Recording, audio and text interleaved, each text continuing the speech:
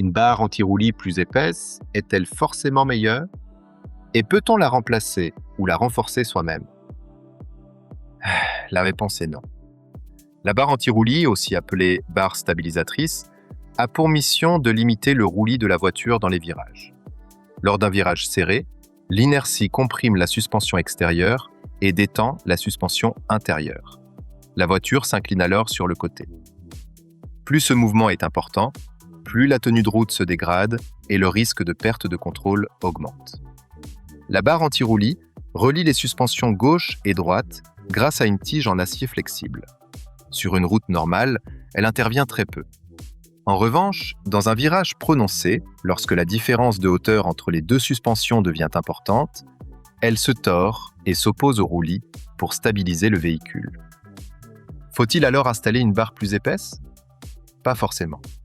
Une barre trop rigide limite excessivement le mouvement des suspensions.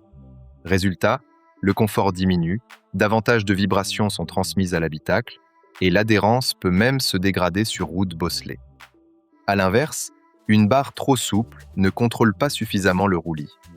La voiture devient moins précise en virage et la direction paraît moins réactive. En réalité, la rigidité de la barre anti-roulis doit être parfaitement adaptée aux ressorts, aux amortisseurs, au centre de gravité et au réglage global du châssis. C'est là qu'intervient une notion essentielle, le transfert de charge. À chaque accélération, freinage ou virage, le poids du véhicule se déplace continuellement entre les quatre roues.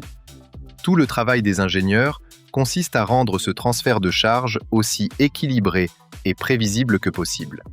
Modifier ou renforcer la barre anti-roulis sans recalibrer l'ensemble du châssis perturbe cet équilibre.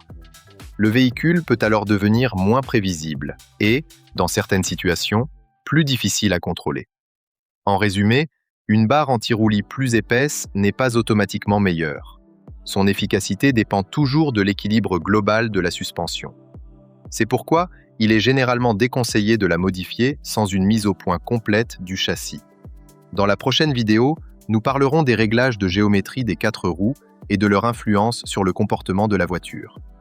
Si cette vidéo vous a plu, pensez à laisser un like, à vous abonner à la chaîne et à activer la cloche pour ne manquer aucune de nos prochaines vidéos automobiles. À très bientôt!